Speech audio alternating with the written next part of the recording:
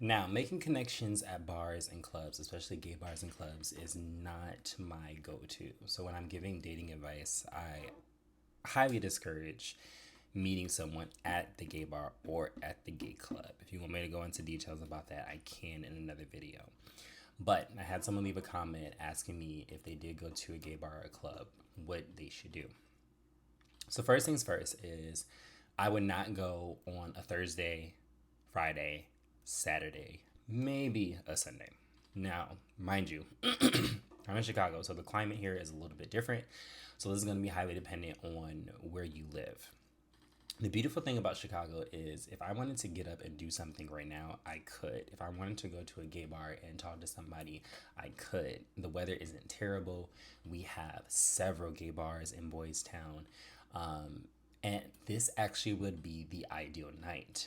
So on Sundays, Mondays, Tuesdays, and Wednesdays, that is when I would go to a gay bar or club or go to a bar or a club that's in the vicinity of your neighborhood.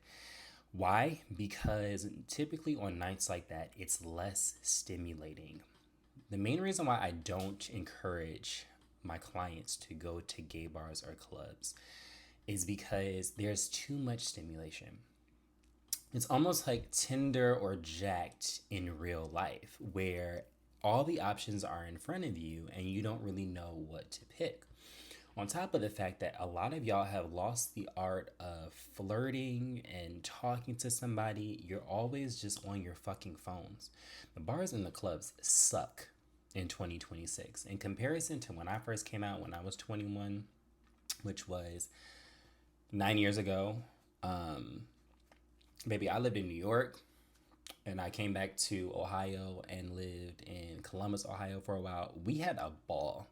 We were not addicted to our phones. Everybody wasn't addicted to looking good online. We were actually real human beings. I feel so bad for this next generation, which is why I'm also trying to create more content because a lot of you guys are going to speed through your fucking 20s, speed through your 20s, get to your late 20s and be like, what the fuck? I can't find a partner. No shit, you couldn't find a partner because you guys are too busy clout chasing, trying to look good online, trying to get attention, not focusing. The bar is too stimulating. You got people, I just made a video talking about how somebody was like, I be cutting up and making friends. They're not looking to date. I go to the bar with my significant other to listen to music. And for example, one of the gay bars here, Progress, they play the genre that I like most. And I'm there to spend quality time with my partner. Me and my partner are very territorial on date nights. So even with his friends, when they come over and I'm out and we're out and it's date night, I be looking at them like, what are you doing? Why are you here? This is not your night. No. We ain't sharing it. This ain't no friends and boyfriend. No. We don't intermingle. So you're going somewhere where there's a whole bunch of people that are having so many different intentions as to why they're going out. And there's a lot of stimulation. You want to go on nights where it's a little bit calmer. And yeah, you want to become a regular. You want to go there consistently. I think happy hours would be your best bet. And even ask the bartender, when do you have the most steady crowd? Or when do you see more, single people that are looking to talk, and come consistently around that time? Because for me, if I were to go out tonight, it would be a good night for me. It's calmer, there's less people out, and I could actually hear a conversation. If you are looking for connection, remember, during the weekend, I really don't think that the weekend, in my opinion and from my experience, the weekends are not meant for people looking for deep connection.